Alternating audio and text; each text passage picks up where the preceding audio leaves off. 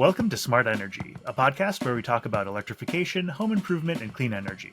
I'm your host, Andrew Zellner, Editor-in-Chief at OhmConnect. And I'm your co-host, Kelsey Bourgeois, Senior Editor here at OhmConnect.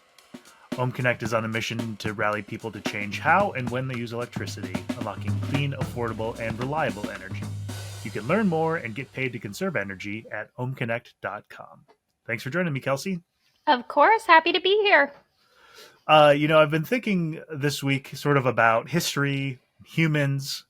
The big questions. The big questions. You always have to take time to reflect on those things. Sure, especially around the holidays. Just get real existential real quick. Yeah. What conclusions did you draw about history and humans? Well, so one of the things, we had Thanksgiving. I was talking to, my parents, some elderly relatives, and one of the things that's very clear is sort of that once someone learns something and learns it to be true, they expect that thing to be true forever.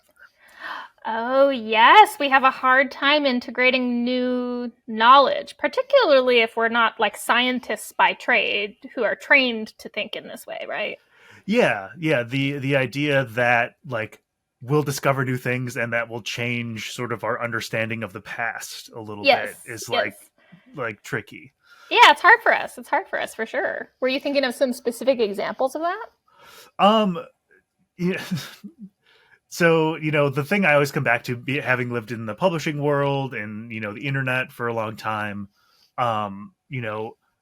people are sort of still primed to be if somebody takes the time to write something and publish it, they have done some due diligence and fact checking and it's true. Oh no. And it's that is not the case, Right. And I think especially, we've got elections coming up,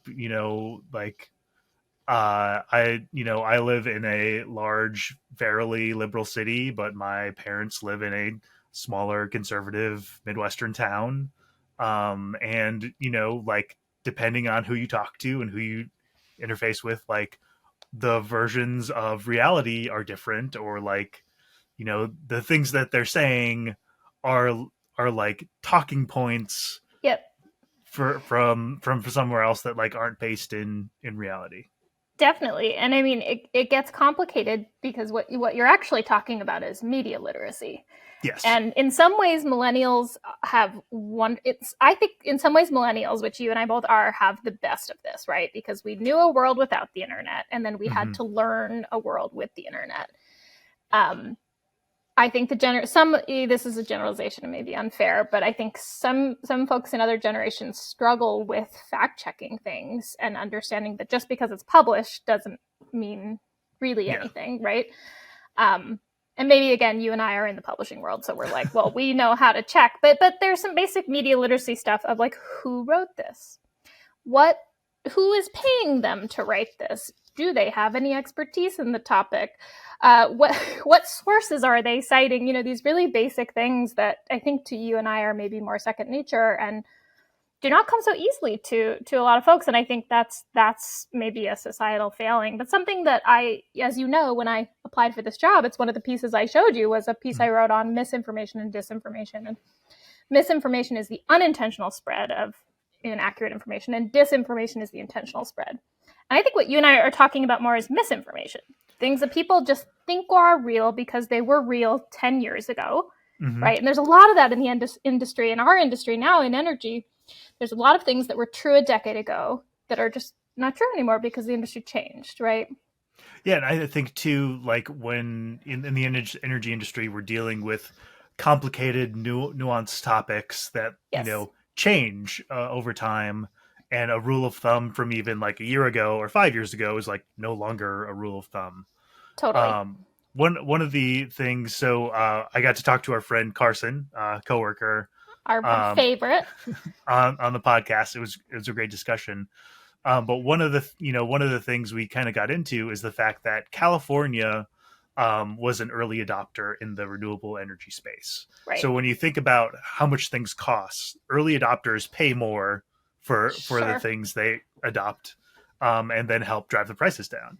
Right. And so one of the reason energy costs are so high in California is that they had a push for renewable energy very early on, and so they were paying sort of like prices from 10 years ago for that renewable energy, those projects, those solar panels. And like the cost of a solar panel today is like 90% less than it was 10 years ago. I think that bears repeating. I don't know that people outside the industry, maybe some of our listeners, don't really know just how cheap solar has gotten in the really recent past.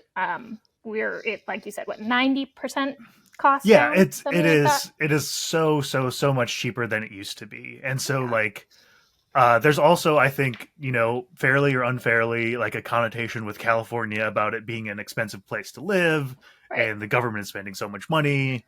Um, and so, like, there's a reticence to support similar clean energy projects in your own state because you don't want your life to get expensive. But is that untrue?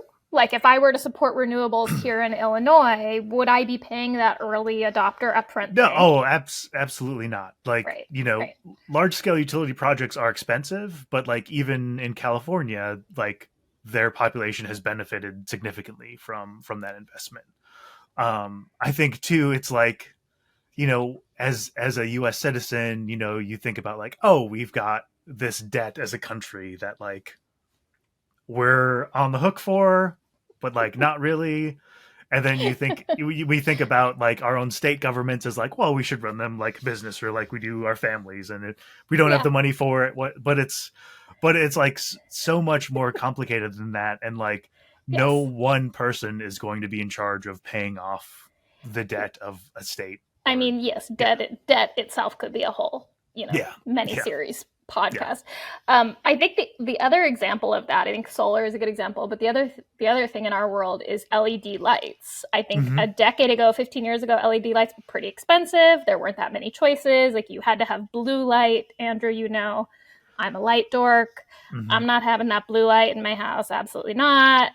But if you haven't been paying attention, you might not realize that LEDs come in everything now. You can get the Yeah. same thing and they're cheaper. They're still a little more expensive than incandescent, but the new rules are basically phasing out incandescent bulbs anyway. So that's another example of things where I still thought up until 2-3 years ago when I got really into lighting that LEDs were a lot more expensive and fewer choices. So should I do it? But it saves you so much energy and you have all the same choices and they last forever. So it's so smart. And that's like the other thing is like the cost of a incandescent light bulb versus an LED light bulb is like you are paying more for the LED light bulb, but the LED light bulb is going to last Years. significantly longer. Yeah, Yeah. it's kind of weird to even remember the time when we had to change out light bulbs like multiple times a year because I Hmm. mean I can't remember the last time I changed a light bulb in my home actually because we have all LEDs. Yeah. Yeah. And it's just like, I think people are very, rightfully so concerned about like their budget today. Of course. And if you're in a situation to like be able to spend a little bit more to have like a much longer lasting light bulb, or that idea of like the useful life of something and like its cost over days or months or years. I think it's another good example from our industry is a lot of things are like that. A Hmm. lot of these investments in electrification, in cleaner energy, in switching up the way that our homes operate are slightly more, but it's marginal, and it's marginal if you have enough money, and it's Hmm. not marginal if you don't have enough money. So it's worth Right. acknowledging that like 15-20% more is a deal breaker on a lot of these larger investments for certain folks, and that is fair. If you're on a fixed income or whatever your situation is, which is why some of these governmental subsidies are so helpful, right? To Yes. really bridge that gap for people who are like, I want to make the thing that's going to make more sense in the long term. I want to buy the heat pump. I want to buy the heat pump water heater, whatever it is. But I cannot pay this extra percentage point at the beginning, right? Even though it's going to save me money over time. And one other thing that has sort of popped up in my reading this week, is I dove a little bit more into the NEM 3.0 Yes. ruling. So NEM stands for Net Energy Metering. We have a And blog post coming out about that this week. we do. That's a little bit why I dove into it. And one of the interesting things is, so like what like historically has been true in California is no longer true, and that's the idea that you could get solar panels and you could sell your excess energy back to the utility, and that's still the case with NEM 3.0, which I think happened sometime this spring, um, but or went into effect sometime this spring. But what that ruling does is, instead of, you're installing solar panels, you're generating electricity, you're sending power back into the grid, and the utility would sort of compensate you at the same rate that you are buying electricity from the utility. The 3.0, it like changes that dynamic in that the utility is no longer required to give you that like one for one relationship. Uh-huh. And so like the energy you're sending back into the grid will be compensated or credited at a sort of a lower rate. Is that accurate? I have not gotten into the details of it yet. I could tell you in 2 days. But so I believe you. And so one of the other Yeah, interesting it has been. things, I'm reading about it now. Yeah, yeah, by about 75%. yeah, and so Ooh. so NEM 1.0, I think it was really that the utility would actually pay you for that um, electricity, which means you'd get like money. 2.0 was that they don't have to pay you money; they can pay you in credits. Right, which that's And how it was for a while. yeah, And that's how it was for now, a long time. And yeah. now 3.0 is that they'll still pay you in credits, but like up to 75% less. Sure. But that changes the conversation around solar, It and does. not in the way that you shouldn't install solar, but that a solar installation with battery storage will now break even sooner than just a solar panel Oh, installation. right. Because before that, if you didn't have that battery, like you said, you would sell that back to the Yeah. utility. That's what would happen. But now you kind of want a battery so that you can keep that energy since Yeah, they're so going to you pay keep you that less for energy, it. use it, and then you're not buying as much energy from the utility. Right, right. Okay, well, in some ways that's kind of good though because more home batteries is actually really good for our grid and for people who that's again going to be a big price barrier for a lot of folks, but if you can afford to do a home battery, that's good for you. That's actually healthier for our grid. That's where OhmConnect can be involved. Yeah, and but it's just like interesting that this ruling happened, and now everyone's like ideas about solar in California will also need to shift. Absolutely. I mean, there's articles coming out every week, a dozen, 2 dozen articles that are talking about this. And you know, do you ever sit on your couch with your phone and just think I have access to all the information at the tip of my fingers, and it feels very overwhelming? Yeah, And yeah, like we're in this industry, we're paying attention because we're interested and because it's our jobs. But it's a little unreasonable to expect every person to be perfectly educated on every little topic. But I think the larger point of what you and I are talking about is it's good to keep your mind open to information changing. And I hmm, mentioned this towards the beginning, but unless you're a trained scientist, where the whole point is your understanding should change. That's kind of what you're doing, is trying to see if what you know to be true is true, or finding out that it's not. And all of us could kind of borrow from that community by being open to learning new things and upping our media literacy of who's saying this. Are they an expert? Do they really understand these laws and how these markets work and whatever else is involved? And that's maybe the skill more than knowing yeah. everything. It's being able to take in new information and evaluate those sources.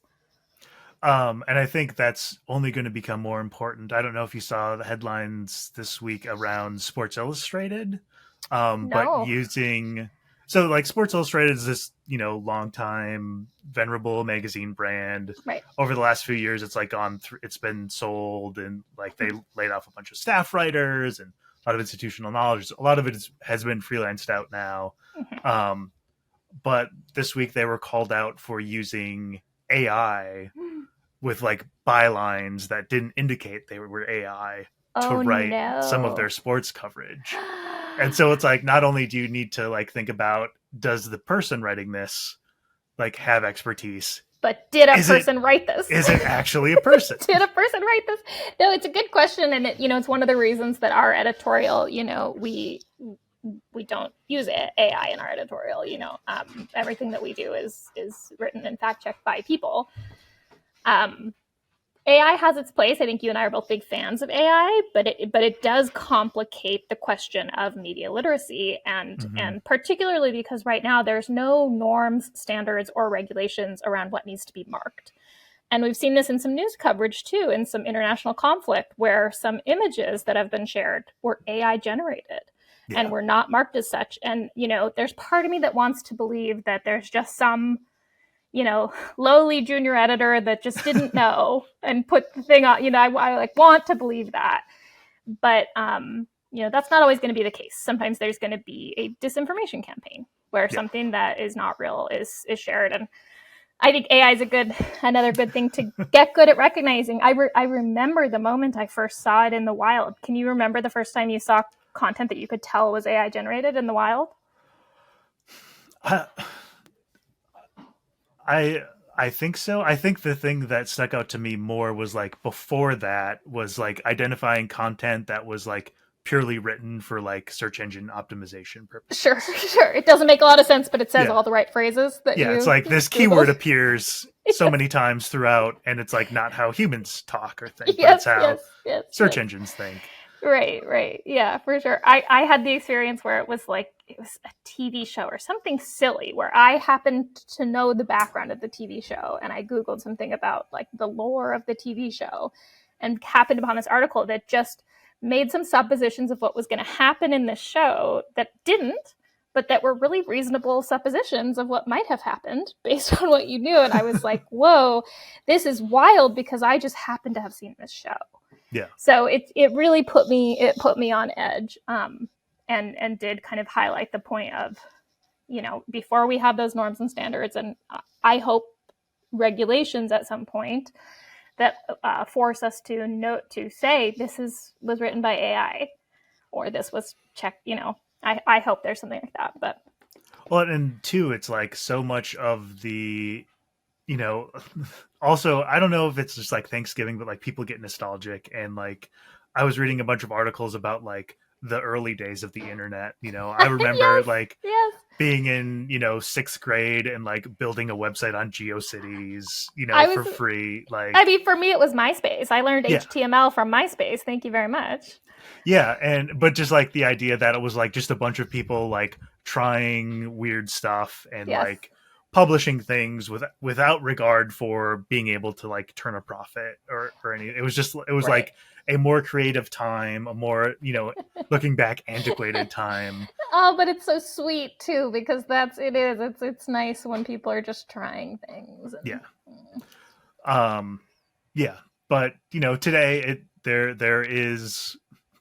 there's also like so much more information on the internet, and like I often sort of get that information fatigue, like the idea that I want one good source, and I don't want to have to like parse through all of the sources. And like, so like balancing that media literacy with sort of convenience too, which is why like I pay for a New York Times subscription, and like if I'm looking for breaking news, I go to AP News or Reuters. Like, but even having that literacy to kind of know and to be able to look at those sources and know what their political bent is complicated. I also would recommend, having personal contacts who you trust, right? This is something that I've developed all through my adult life is, people who have expertise in different areas, people who I go to, I go to you for home improvement things now. Like, who do I run things by to check them if I don't have the skills? Like, it's okay if you don't have the skills to evaluate a source.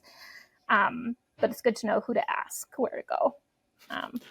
Speaking of good people to ask, our guest this week is our friend Carson Moore. He's one of our coworkers here at OhmConnect. But we had a fantastic discussion about his journey into the energy space, what's on the horizon, his personal feelings about energy. It was a fascinating discussion. So looking forward to sharing that with you all. Great. Let's listen. Today we're joined by Carson Moore, Director of Software Development here at OhmConnect. Carson, thanks for joining me. Hey Andrew, thanks. It's really great to be here. So Carson, I wanted to talk to you a little bit about how you kind of got into the energy space. What does your journey look like there? Yeah. So when I was just a wee lad coming out of college, I actually didn't really know anything about energy at all. And one of the benefits of graduating during the recession Right was there with actually you. that, yeah, great time to graduate, let me tell you. But I was reflecting on this recently, and actually I feel pretty lucky about having graduated at a time when I couldn't do what I wanted to do. I wanted to go into rocket science, Hmm. which sounds all fancy, but in reality, it's like three equations you have to know. And there wasn't a lot of funding for rockets at the time. So I was sort of faced with the reality that I was going to have to go to grad school and spend a lot more money and all that stuff. And I had a friend who got a job at an energy trading company. And I came home for Christmas break my senior year, and he basically said, "Hey, like we're looking for more people, and you could do it." And I had the choice of go try and make money in the energy markets or spend a bunch of money to get educated to do something that may or may not be useful at all. Hmm. And chose the soul-sucking money option. And spent about 5 years just learning energy markets, really understanding what drives energy prices. And it was the first time that I really had the experience of like, I read somewhere that the average American spends eight minutes a year thinking about their utility and like how energy is delivered to them. Hmm. And I was definitely in that camp. And it was like day one, I showed up at this company and thought for the first time about what happens when you flick the switch and your lights come on, and it was like super fascinating and enlightening. And I spent 4 or 5 years there, and when I left, everything was super boring. Everything was very like, oh, natural gas is the future, and that's all that we have. That'll solve all of our problems, and it's clean enough. And literally 2 years later, I ended up. I was at LinkedIn for a couple of years, and 2 years later, I got a feeler from somebody at OhmConnect saying, "Hey, energy's cool again. Like, come check it out." And the degree to which things had changed in those 2 years was truly astonishing. And being at OhmConnect is really, I didn't really think of myself as somebody who was passionate about things for a long time. As sort of a little more on the cynical side, and Sure. I realized over the 6 or 7 years that I've been at OhmConnect now, I'm really passionate about this. Like, I really care a lot about the energy transition, and I want to be doing my part in realizing the future of you know, decarbonized grid. So you mentioned, kind of coming in the door, energy trading, not knowing anything, and then these light bulbs started to go off. What do you think people should know about energy, the energy markets? Okay, so I'm going to come at this from a bit of a mm, wonky perspective, which is if you're like a stock trader or a commodity trader or something like that. Um, you face you face non-reality in pricing is a real Hmm. thing. So like let's say that I really care about the price of gold or whatever. If somebody just starts hoarding gold, the price of gold goes up. And you really can't do that with energy. And so energy has like a very specific price at a specific time Hmm. uh, that is related to how much energy is available on the grid and how much people are using. And until the advent of storage, which I'm sure we'll talk about more in a moment. Until the advent of storage, you really couldn't do anything to hold on to energy when it was cheap and then sell it when it's expensive, right? Hmm. And that's a very different commodity than almost anything else that you can trade. Um, and then you mentioned sort of like leaving energy trading, things were boring, and then getting back in, and things were different. What are some of the things that you saw change? Yeah, I think two things. One was the degree to which we sort of collectively realized that fossil gas is not clean enough. And then the second is the related replacement, Hmm. which is solar and wind. Renewables are, on the one hand, really just amazing technologies that allow us to take, the delicious power of nature and apply it to our everyday lives. And on the other hand, totally wreaking havoc on the grid. The idea that one of the largest sources of electricity in California disappears at 5, 6, or 7 o'clock, like reliably every day, Yeah. just completely gone. Um, that is not how the grid was originally intended to operate. And it throws all sorts of crazy problems at the grid that need to be solved. Um.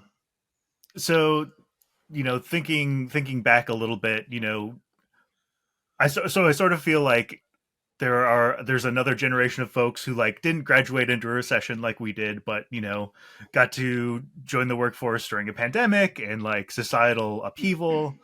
Um,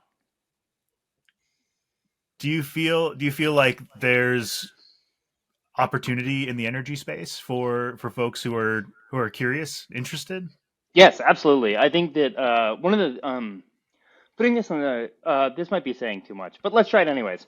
Putting it in the context of OhmConnect, where we are a tech company, and I think Hmm. the last 2 or 3 years have been sort of the last 1 or 2 years have been really down on tech. Um, it's been really interesting to see the degree to which tailwinds from energy have buoyed us pretty substantially. Hmm. That we get to in the the big tech, the latest tech boom of sort of 2020 ish, we'll say. We'd go out and raise money and be like, "We're a tech company." People are like, "Oh, money! Like we'll throw money at you." And now we get to turn around and say, we're an energy company." And people are like, "Oh yes, energy is so hot right now. Like, oh, this is great."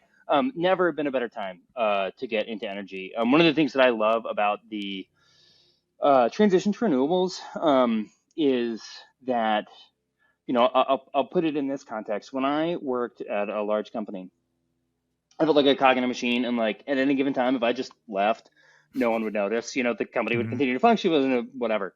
Um, the renewable transition has so many moving parts and moving pieces and jobs to be done, and it doesn't matter what your skill set is. There's some way that you can apply it to the renewable transition, and your work will be valuable. It's one of the things I love about working in this space is that I can be, a software engineer at a company that controls people's thermostats, when it's like too hot out for the grid to handle, and that's a critical component of getting to a carbon-free energy future. Hmm. Um, so you've mentioned sort of carbon free energy, you've mentioned renewables, you mentioned storage. Um, can you kind of walk me through what like an ideal grid looks like in the Mm. you know I guess medium term? Yeah. I think that there is a bit of a And there's a bit of a misconception in my mind of what the medium term looks like. And so I think a lot of people that I listen to or follow say things along the lines of we have to do more with less, or we have to make do with less, or we should do less. Let's just do less. And I actually think that we're starting to turn the corner because of storage on what less looks like. And I think what Hmm. less looks like is less fossil fuels. Great. It is. It is maybe less wasted energy. Like I think efficiency is still really, really important, but I don't think that Hmm. it's less, user facing impact is what I would call consumer impact, right? Um, I think that let's go 5, maybe 10 years out, and I'm Hmm. maybe a little bit bullish on the like 5 is probably too early, but if you look at what's happening in the transportation sector with the transition to EVs. Um, you're basically talking about taking a giant battery, and like the size of a battery in an EV today is huge compared to the size that you'd put on your home. So if I were to get, say, a home battery, a Sun Vault system from SunPower or something like that, that would be on the order of 15 kilowatt hours, Hmm. which would be enough to power my house for roughly 15 hours, but like a pretty big house for, let's say, 2.5 hours. Um, my car, which sits in my driveway and does diddly squat all night long and all afternoon and whatever, has an 80 kilowatt hour battery, which could easily power my house for many days and could power a pretty large house for something on the order of like a day. Uh, that is a giant wasted resource. Mm-hmm. And I think we're going to see people tapping into that in order to power their homes. I think we're going to see a shift away from the like point in time reduction that OhmConnect currently does right now, where we say, hey, it's 6 o'clock and energy is expensive. We should reduce our use. And we're going to say, hey, it's 6 o'clock and energy is expensive. So like, good thing that you had your car charging today so we can discharge it now and we'll, refill it overnight when it's cheap. And that'll be how we power our homes. That'll just be like a normal thing to happen every day. And some of the nice things about the like idea of having distributed storage Mm-hmm. are that when you think about the home electrification, we're talking about dramatically increasing the amount of energy that our homes use. And if you have distributed energy resources, you don't have to worry about transporting that across the power lines. You can do it locally. So you can do things like generate from your solar panels directly into your car, store that energy, and then push it back into your home. And you don't have to worry about building out the grid as such for Sure. a lot longer time. And like those problems are real, right? The amount of time, money, and like just legal wrangling you have to do to create a giant power line and nowadays is truly astonishing. So the degree to which you can avoid that, I think, is critical in having a successful renewable transition. So in your mind, the transition is dependent on battery storage? It doesn't necessarily have to be batteries, but I would think it's probably batteries. I mean, the reality is that if we are going to have battery powered cars, they are super great for that.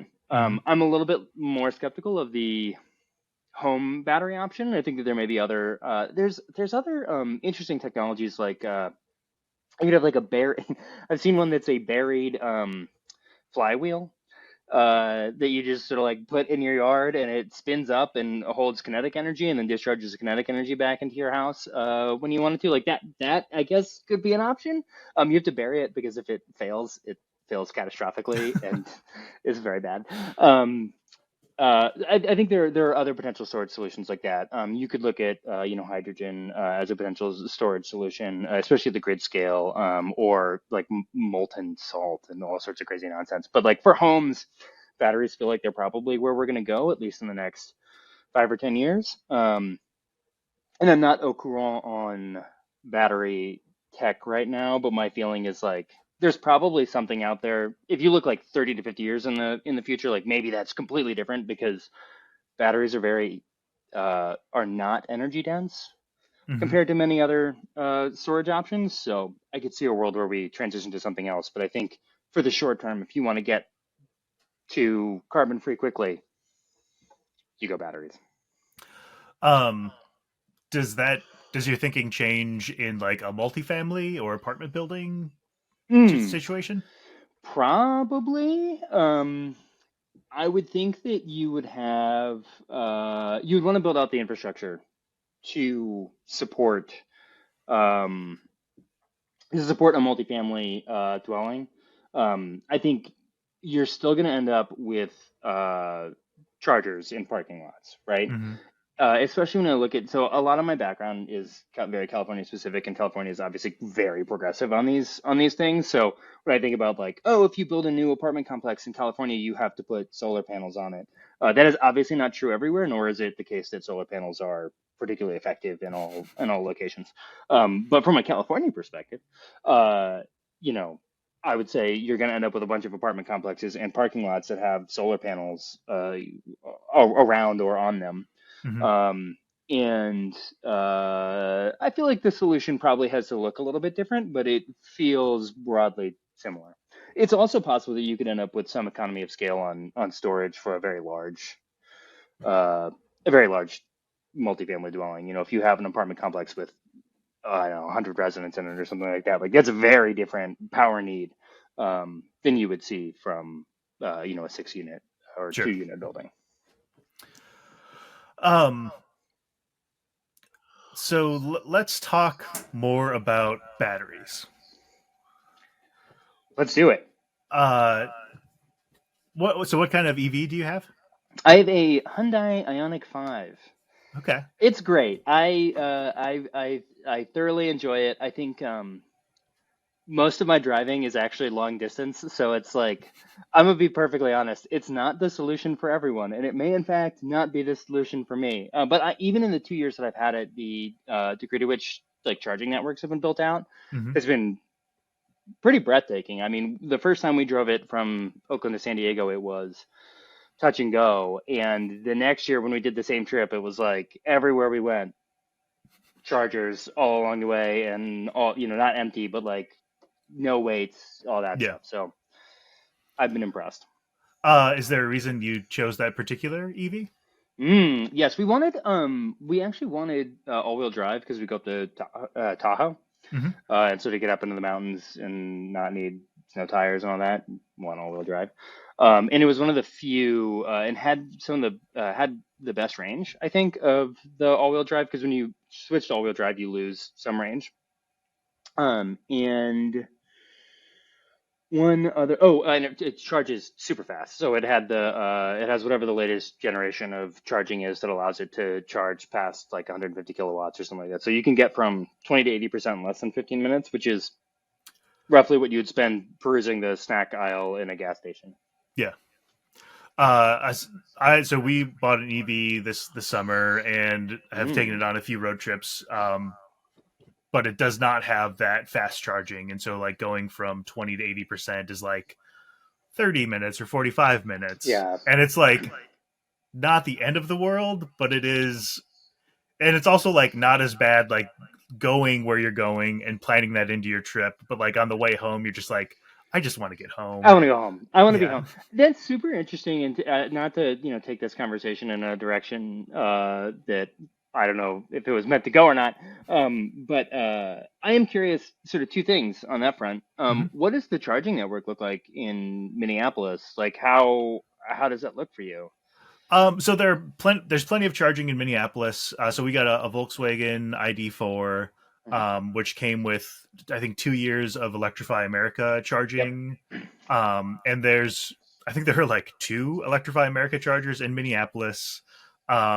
And most of our traveling is to my parents' house in Wisconsin, or we've got family in Chicago, and my wife does like a lot of work in Chicago too. So we sort of drive the 90 I-94 Hmm. corridor, and there's like three or four Electrify America chargers like on the way to Chicago, and then once you get into Chicago, there's a bunch. Yeah. But driving to my parents' house for Thanksgiving in the middle of Wisconsin, first of all, first trip home with the EV. So a lot of conversations, like, checking Hmm. with my dad a few times. He's like, hey, so I talked to all these people in town. These are like the chargers, sort of thing. And it was fine. Like, we charged on the way there like sooner than we needed to, but like Hmm. filled up to full to get to my parents' house. There was a level 2 charger like across the street from where they are, and so we just like plugged in there during the day one day, charged back up fully, and it was fine. But it wasn't like, oh, we could just stop at any gas station along the way Right. and fill up, kind of Right. thing. I feel like we are like that's such a big impediment to universal adoption, Hmm. right? And I think the other thing is I don't know if this is your experience. This is the second thing I was gonna ask about is did you pull up to any chargers that were like other people were charging at the time? Yeah, yeah. Did you find that you charged more slowly as a result?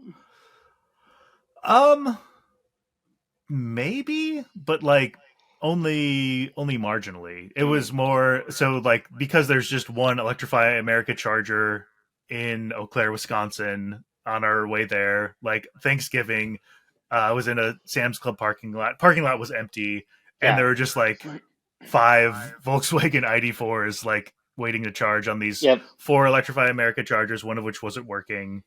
And like the parking spots Yeah. were angled and had like protection around them, so it was like hard to get in two of the four spots to like Hmm. charge, sort of thing.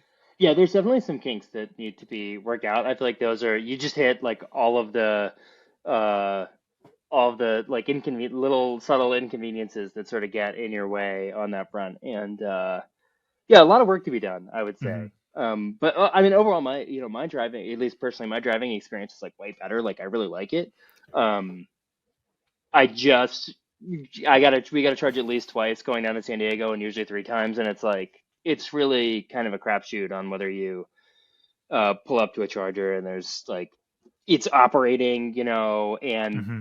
how many people are there. And you always, what drives me nuts, that I don't know if we can get this podcast sponsored by Tesla or anything, but what drives me nuts is you drive past the Tesla chargers and they're just like empty and gleaming or whatever, and Yeah. then you pull up to the Electrify America one and it's, you know, full of people who are angry that they've been waiting there for half an hour. Well, and it's like when you think about a charger, like it's really just like some cables, right? It doesn't, it's like not a beautiful box, but that like Yes, beautiful box does make it feel like it's the future, right. Like, Yeah, it makes a difference. It yeah. definitely makes a difference. But so like thinking about batteries, how far out do you feel like we are from like vehicle to home integration, charging sort of stuff? Yeah, there's three big impediments in my mind to that need to be solved. Hmm. The first is the actual like hardware on the EVs. And you see some more modern EVs or larger EVs, so like the F-150 Lightning, I think has actual EV to grid technology. My Ioniq 5 has EV to load, which is like I can plug stuff into it, and I can plug like kind of a lot of stuff into it. Like I could operate like a pizza oven or something like that if I needed Hmm. to. Um, and then like I think the ID4 has none, is my recollection. There's just like you can't do anything with it. Yeah. So there's actual physical hardware that you'd have to swap out on the cars in order to support either bidirectional charging or discharging to the grid or to the home or whatever. Um, that is one. The second is the like installation of hardware on the house, Hmm. right? You got to get chargers that'll go both ways and manage those and all that jazz. And the third is actually inspections. Like inspections are super duper important. And as somebody who recently, not recently, but 2 or 3 years ago had solar installed, uh, I had never really thought about the fact that the power company has to come out and like be okay with adding additional power to the grid at my location and like inspect the fact. The thing that really got me was um, I was like, oh, why can't my solar panels just operate, when the grid is down? Like I could avoid a blackout if it was sunny out or whatever. This would be great. And they, said, well, the issue is if you're discharging to the grid and we think that there's no power on the lines and a line is down, you're going to electrocute one of our workers. Like you can't Yeah. do that. So you have to actually be able to island, and they have to verify that you can do that. And like obviously the same thing if you're discharging your car into the grid, you got to be able to turn it off, or at least sever the connection to the grid from the house. Just like I just had never really thought about that before. But the idea of like having a army of inspectors go out and like look through everybody's stuff for every different power company is like actually a really large challenge to solve, um, logistically, and for you to hire all those people. Yeah, and even just like thinking about the work that happens before the inspector shows up, like, Right. yeah. How many electricians are we gonna have to train to make the necessary upgrades to the house and all that stuff? So yeah. Um, so it seems like you're pretty thoughtful about your own energy usage, and you've thought sort of like bigger picture. What should the average person be focusing on, as an informed, engaged hmm citizen? Yeah. I think that my feeling is like home electrification is where we all need to be going, and I want people to be like, oh, you tear out your stove and replace it with an electric one, and tear out your heater and replace it with an electric one. There's a lot of the reality is there's a lot of hurdles to those things. Expense is one. I think the actual experience is another. Going back to inspection, in order to get an induction stove, I would have to upgrade my service to my house, and although inspected, power company out. Like it's a whole thing. It's not like oh, tomorrow just do this and like that's it. Um, But I think being aware that the next time that your Hmm. stove goes out and you need a new one, and that could be 20 years from now. 20 years from now, maybe that's the right time for you to switch off of fossil gas or whatever. And otherwise, I think being cognizant of your time of use. Hmm. This isn't true everywhere. In California, which has a very high percentage of electricity coming from solar, the grid really does suffer almost every day when the sun goes down. Like there's a big change that happens, and so if you can move some of your use uh, away from the time when the sun goes down to either before or the middle of the night, like that's really great. Um, I know in Texas they have a slightly different problem, which is that a lot of their power comes from wind, for instance, and so like Hmm. finding the time when it's not windy and avoiding that time is more important than when the sun goes down. And I think it varies regionally, and I unfortunately don't know enough to say list off all the regions and what could be done. Um, but yeah, I think the time of use. Like value of energy is something to be aware of, even when it doesn't affect you personally. If you are interested in sort of facilitating the renewable future, like that could be something to be aware of. And then sort of like on a bigger scale, what should governments or large Mm. companies be doing? Yeah, they should be electrifying homes. I think government should be, regulating. Government should be I'm going to speak way, way, way out of my expertise here. Government should be regulating, and they should be regulating things like carbon emissions. But they should also be thinking about investing in renewable solutions. Um, solar is a great example of a place where the United States government invested a lot of money in solar and solar technologies, and that paid off big time. As we've seen the price of a solar, price per kilowatt of solar drop off. I mean, off a cliff. Like it's Yeah. it's wildly less expensive now than it was even 10 years ago. Um, Continuing to invest in those sorts of technologies. I think the next frontier is batteries. So investing in the battery technology itself, and then also in facilitating adoption of batteries at the home and at the like residential and the grid scale would be the things that I would be really looking at. Also, they should give OhmConnect just like boatloads of money to go do demand response everywhere. um, Tell me a little bit more about demand response. Yeah, what would you like to know? I'd like to know how it works. Sure. So I'll give you a tiny history of demand response as I understand it. If you look at, I think this came up in the 70s-ish during sort of the first big energy crisis. And if you look at like a large industrial application, like I'm an aluminum smelter. An aluminum smelter is basically like a giant heating element that heats up ore and then aluminum pops out the other end, I think. Yeah. Uh, it's basically a power plant running in reverse. It uses roughly the same amount of energy as a power plant. And in fact, if you are an aluminum smelter, you probably have a giant power plant on site that just powers your smelter. And so what the energy authorities realized was if you turn that smelter off, it looks like you just put a power plant right where that smelter is.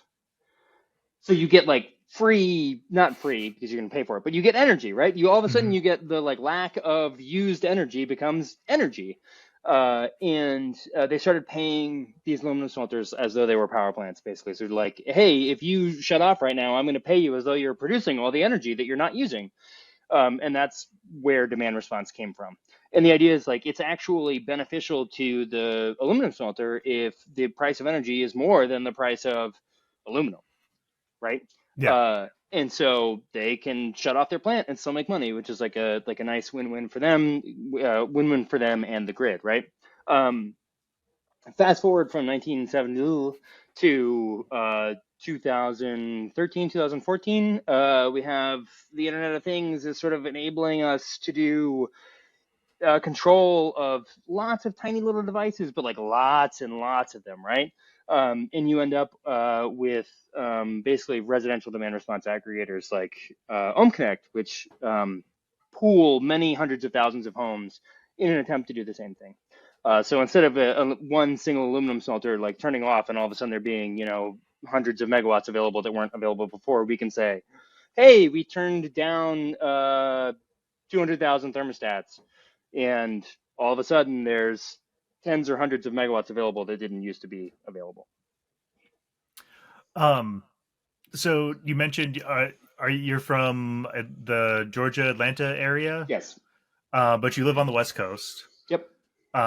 You're back home for Thanksgiving. First question: did you have any energy related conversations over Thanksgiving? Yes. In fact, I did. One of the things that's really tough about being in California and coming home to Georgia is that actually Georgia has really cheap energy. And so it's always really funny. We pay like 40 odd cents per kilowatt hour in California, and I think the number is closer to like 14 here. Mm-hmm. And so anything that I say, people are like, yeah, but your energy is very expensive. And they are correct. That's that. I actually talked a lot about nuclear, is what I ended up talking about. My brother lives in North Carolina, and the North Carolina, Virginia area gets a lot of its power from nuclear. And Mm-hmm. I didn't mention it, but I do feel like nuclear as a baseload is controversially, I think, is a good option.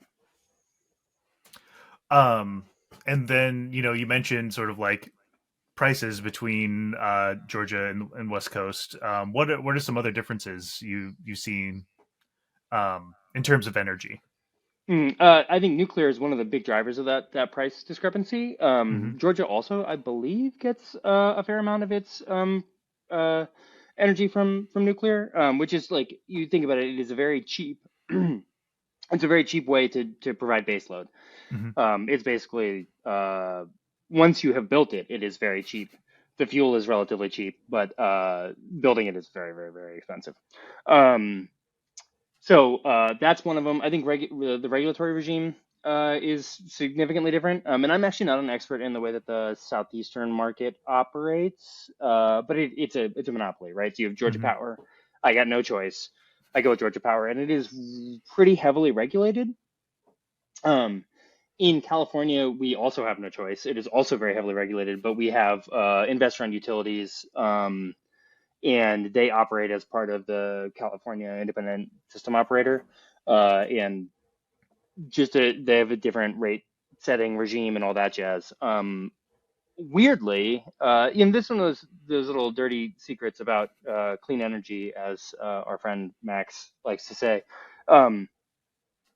PG&E spent a lot of money on renewables back when they were very expensive, right? Mm-hmm. And that is still getting passed through to ratepayers. And unfortunately, one of the big reasons that energy is so expensive in California is because we have such a high percentage of renewable energy. That's interesting. And so, like, if uh, other folks are thinking about going more in the renewable direction today, it's it's like less expensive, Yes. and the impact to their ratepayers is like marginal. Yeah, it's dramatically lower. I couldn't give you actual prices, but you know, it was like California was doing all the investment in solar, basically, right? The reason that Mm-hmm. it's cheap now is because California spent a lot of money making it cheap over time. And gosh, I'm really glad that everybody else gets to reap the benefits of that, you know? So like I also had a few discussions about energy over Thanksgiving, mostly around EVs and charging, and then debunking the devices that you plug into your wall that are supposed to Yeah. save you energy. Um, Yes, yes. Well, what's your favorite device that you can't actually plug into your wall and save energy with? uh, I can't. It's like the one that is like proliferated on Amazon, but it's like a white box with like a green outline and a little green light.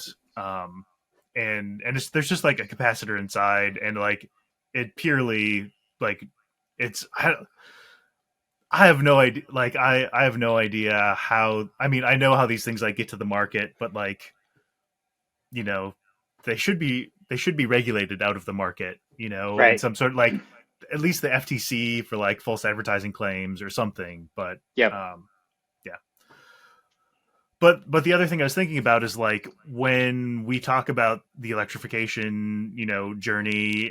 California is always brought up as sort of like the model, but like California is also known for being very expensive and having very high utility rates. But like, I have not heard anybody pitch the fact that like it's so much cheaper than California now, and like will be because California electrified when it was like more expensive.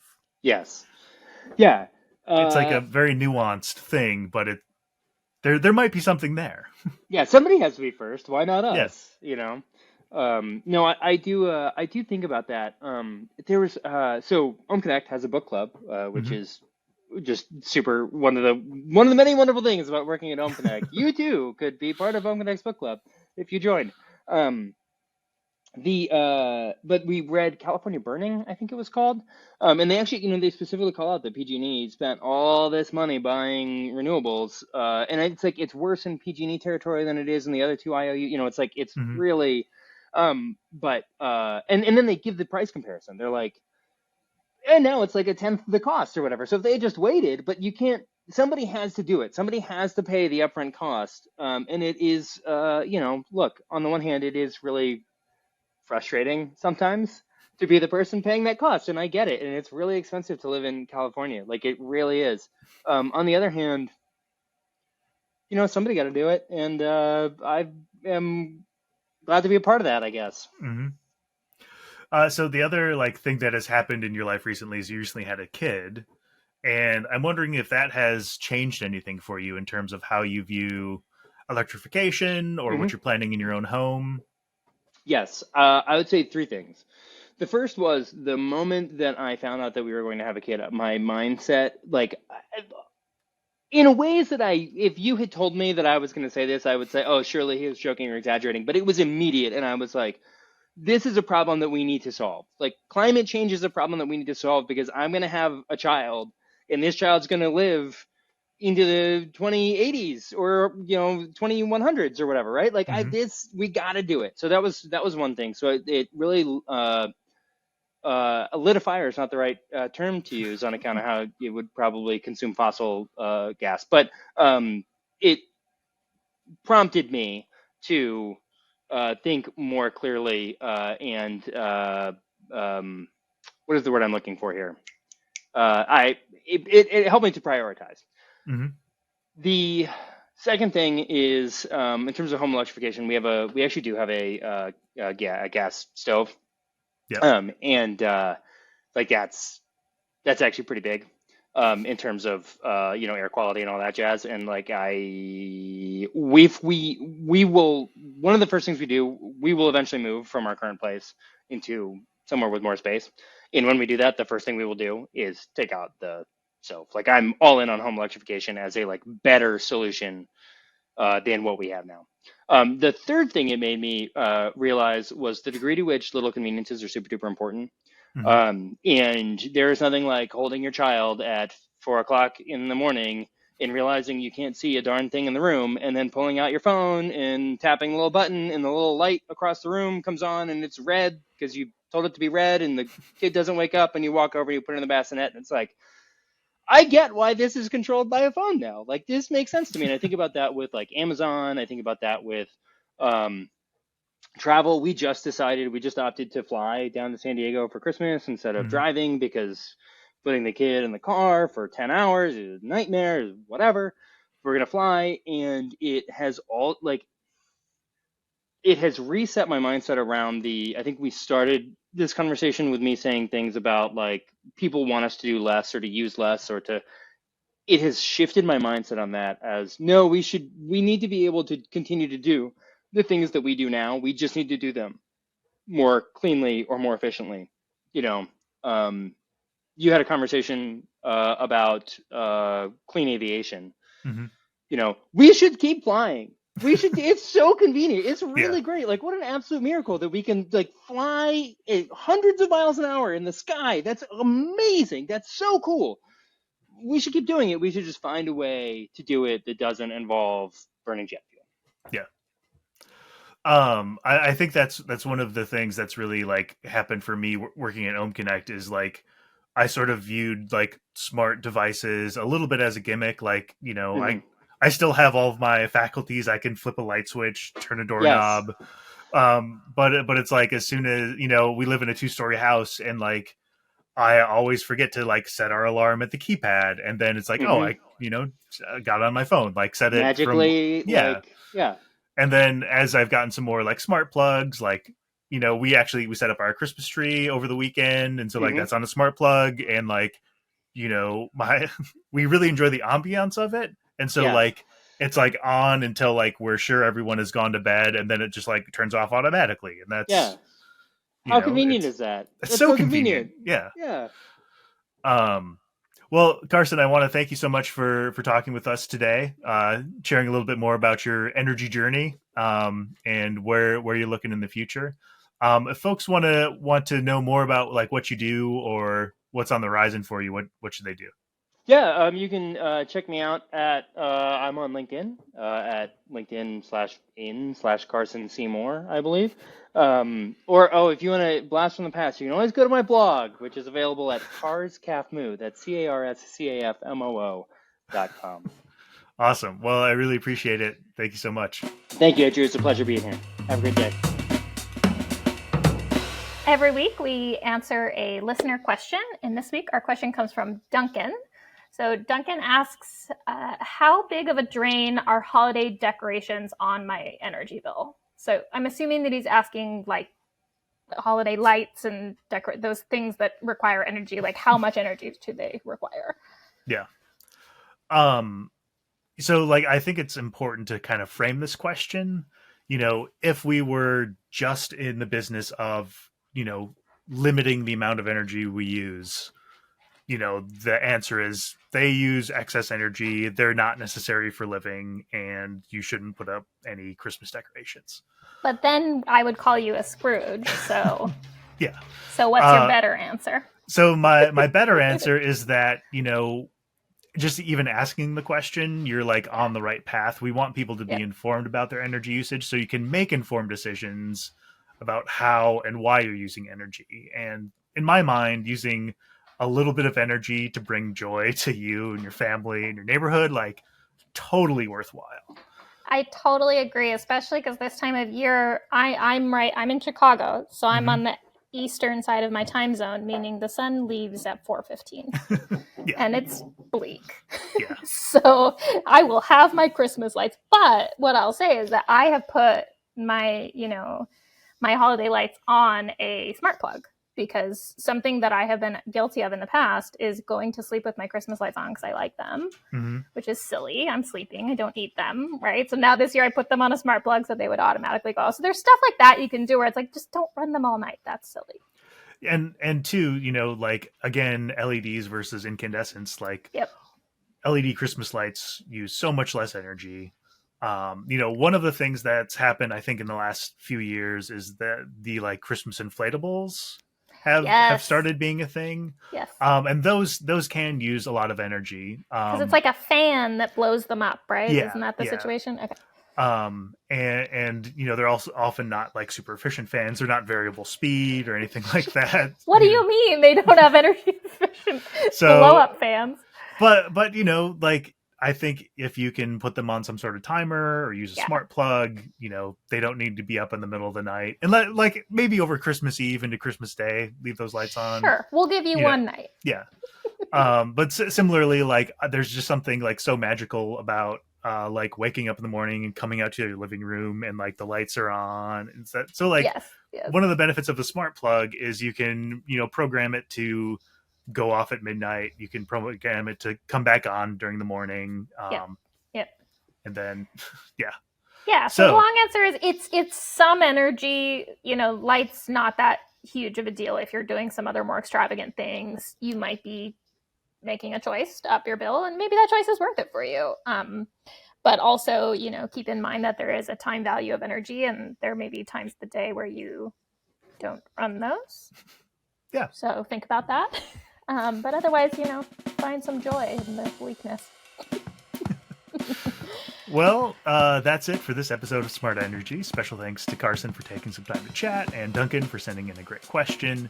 To see the show notes, send feedback, and learn more about smart energy, visit ohmconnect.com/smartenergy. Stay safe, conserve some energy, and we'll see you next time.